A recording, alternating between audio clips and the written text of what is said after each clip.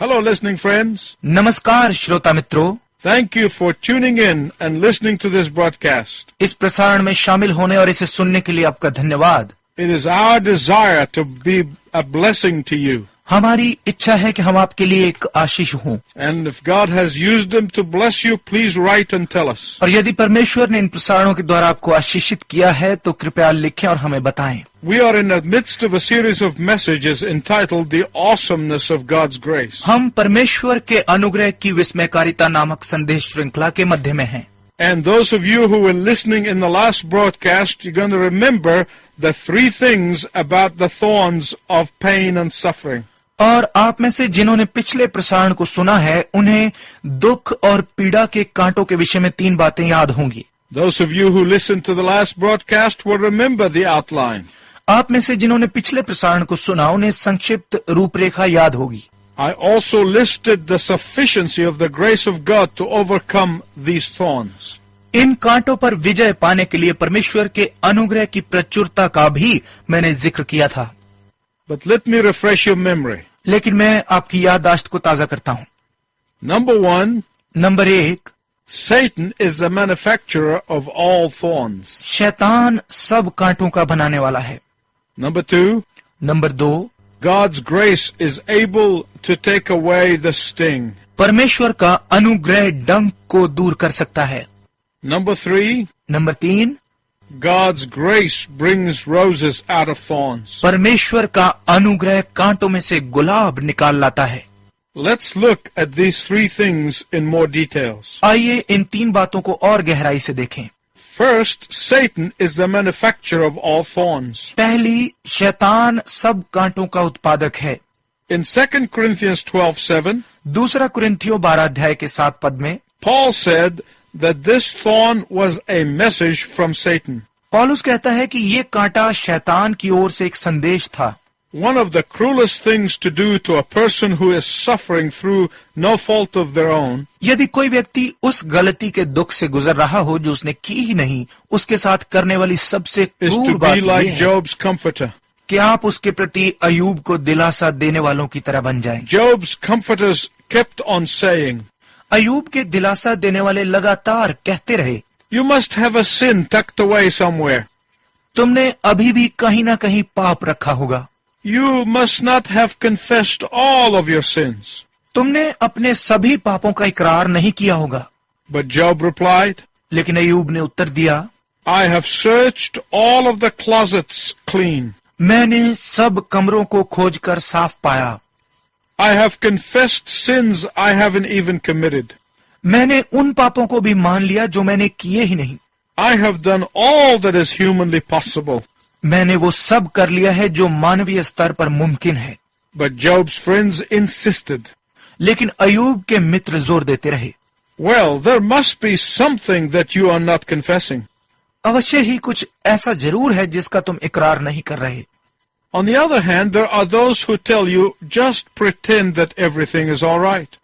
दूसरी ओर वो हैं जो आपसे कहते हैं, बस ऐसा दिखाओ कि जैसे सब कुछ ठीक ठाक Don't है। confess that you have a problem and you won't have it. मत मानो कि तुम्हें कोई समस्या है और ये चली जाएगी। Pretend that it is not really what it is. दिखाओ कि असल में ये वो नहीं है जो लगता है। Now we must be honest in calling evil evil. अब हमें बुराई को बुराई कहने में ईमानदार होना है। We must be honest in calling illness illness. हमें बीमारी को बीमारी कहने में ईमानदार होना है। We must be honest in calling suffering suffering. हमें दुख को दुख कहने में ईमानदार होना है। We must be honest in calling pain pain. हमें पीड़ा को पीड़ा कहने में ईमानदार होना है। It is wrong to gloss over evil, pain and suffering and call it something else. बुराई, पीड़ा और दुख को कुछ और नाम देकर इस पर खुश होना बिल्कुल गलत है। Why? क्यों? Because the author of all sufferings is Satan himself. क्योंकि सभी दुखों का लिखारी शैतान खुद है। And Satan would love to cause Christians to suffer. और मसीहियों को दुख में डालना शैतान को बहुत अच्छा लगता है। Satan is the manufacturer of all thorns. शैतान ही सब कांटों का उत्पादक है। Secondly, दूसरा, God's grace takes away the sting. परमेश्वर का अनुग्रह डंक को दूर करता है। In the dark hour when Jesus died on the cross, अंधकार के क्षणों में जब यीशु क्रूस पर मरा, Satan was celebrating. शैतान जश्न मना रहा था। Satan appeared to have triumphed. शैतान विजयी होता महसूस हुआ। Satan rejoiced all night long. शैतान ने पूरी रात जश्न मनाया। Evil seemed to have succeeded. बुराई सफल होती हुई महसूस हुई। Evil seemed to have gained the upper hand. ऐसा लगा कि बुराई का हाथ ऊंचा हो गया है। But the celebration was short-lived. लेकिन जश्न की आयु बहुत कम थी। The celebration was short-sighted. जश्न थोड़ी देर ही नजर आया। Why? क्यों? Because God was planning the resurrection. क्योंकि परमेश्वर पुनरुत्थान की योजना बना रहा था। Because God was bringing good out of the greatest evil that could ever happen. क्योंकि परमेश्वर अब तक की हुई सबसे बड़ी बुराई में से अच्छाई पैदा करने जा रहा था। Don't let whatever thorn Satan throws at you get you down. शैतान की तरफ से आप पर फेंके गए किसी भी कांटे को अपने ऊपर हावी ना होने दें। Don't let Satan torment you to the point of not believing that God is bringing good out of the bad. अपनी सोच में उस हद तक न चले जाएं कि शैतान परमेश्वर की दया से बड़ा है। Do not get to the point of thinking that Satan is greater than the grace of God. अपनी सोच में उस हद तक न चले जाएं कि शैतान परमेश्वर के अनुग्रह से बड़ा है। Do not permit Satan to convince you that God does not love you enough to give you enough grace for the moment. शैतान को आपको ये भरोसा दिलाने की आज्ञा न दें कि परमेश्वर आपको इतना प्यार नहीं करता कि उस क्षण के लिए आपको पर्याप्त अनुग्रह प्रदान करे। While Paul saw how God was using Satan's thorn for his glory, जब पौलुस ने देखा कि परमेश्वर कैसे शैतान के कांटे को अपनी महिमा के लिए प्रयोग कर रहा था, Paul was able to rejoice. तो पौलुस आनंदित हो पाया। When Paul saw the hand of God working in his thorn, जब पौलुस ने अपने कांटे में परमेश्वर के हाथ को काम करते हुए देखा, his eyes lifted away from the thorn and onto the throne. तो उसकी आंखें कांटे से हटकर सिंहासन की ओर उठ गईं। When Paul understood what God was doing with the thorn, जब पौलुस समझ गया कि परमेश्वर उस कांटे से क्या कर रहा था, Paul stopped focusing on the thorn and began to focus on the sufficiency of the grace of God. तो पौलुस ने कांटे पर ध्यान देना छोड़ परमेश्वर के अनुग्रह पर ध्यान केंद्रित करना शुरू कर दिया।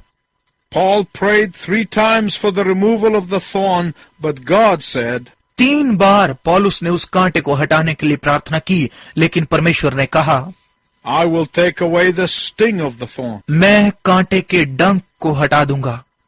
Paul was enjoying that his prayers were answered. पौलुस आनंदित था कि उसकी प्रार्थनाओं का उत्तर दिया जा रहा था। Not the way that he asked for, उस तरीके से नहीं जैसे उसने कहा था, or in the same way that he would have liked, या उस प्रकार जैसे उसे अच्छा लगता, but the Lord showed Paul how he was using the thorn for his glory. लेकिन परमेश्वर ने पौलुस को दिखाया कि कैसे वो उस कांटे को अपनी महिमा के लिए इस्तेमाल कर रहा था। How was God using the thorn for God's glory? परमेश्वर उस कांटे का प्रयोग अपनी महिमा के लिए कैसे कर रहा था? Paul knew that he had so many visions and revelations that could have filled him with too much pride. पौलुस जानता था कि उसके पास इतने अधिक दर्शन और प्रकाश थे कि जो उसे घमंड से भर देते। And Paul knew it.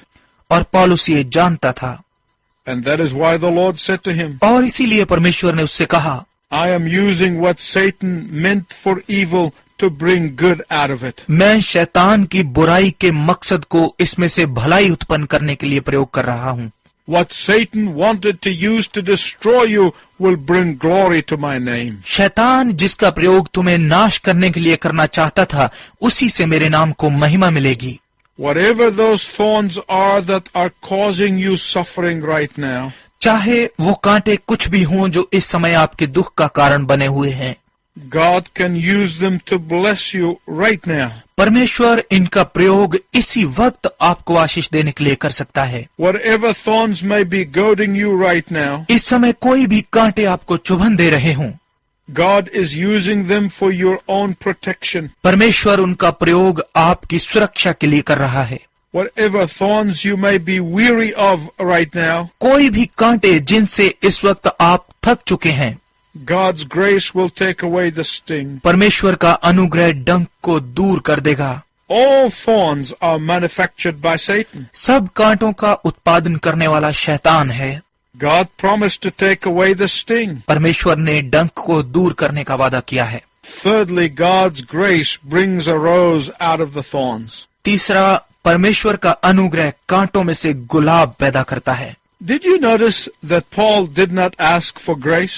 क्या आपने गौर किया है कि पौलुस ने अनुग्रह के लिए प्रार्थना नहीं की? He was doing what you and I do, वो वही कर रहा था जो मैं और आप करते हैं, namely saying, Lord, remove this. Lord, remove it now. अर्थात प्रभु इसे हटा, प्रभु इसे अभी दूर कर। But God gave him grace anyway. परंतु परमेश्वर ने उसे दया दी। What does grace mean in this scripture text? वचन का इस विषय से अनुग्रह का क्या अर्थ है? Here, grace is the all necessary strength to praise God in spite of the thorns. यहाँ अनुग्रह कांटों के बावजूद परमेश्वर की महिमा करने के लिए अति आवश्यक बल है। Here, grace is the spiritual power to be able to live triumphantly in spite of the thorn. कांटों के बावजूद भी विजयी जीवन जीने के लिए अनुग्रह यहाँ आत्मिक शक्ति है। Why? क्यों? Because without grace, we could never triumph over Satan's torment. क्योंकि अनुग्रह के बिना हम शैतान के कष्ट पर कभी विजय नहीं प्राप्त कर सकते। Because without grace, we could never rejoice in the midst of the hurt. क्योंकि चोट के मध्य में अनुग्रह के बिना हम कभी आनंदित नहीं हो सकते। You see, God's grace not only saves us, but it also sustains us. आप देखें कि परमेश्वर का अनुग्रह केवल हमें बचाता ही नहीं है, हमें बनाए भी रखता है। God's grace is always sufficient to more than meet the need of the hour. परमेश्वर का अनुग्रह समय की आवश्यकता की पूर्ति के लिए हमेशा पर्याप्त से अधिक है।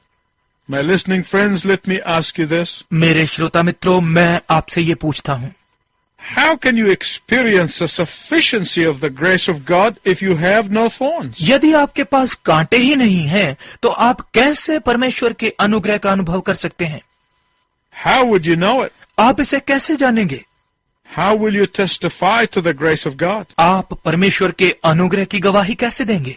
God's grace cannot be manifested when we are strong. परमेश्वर का अनुग्रह तब प्रकट नहीं हो सकता जब हम मजबूत हैं।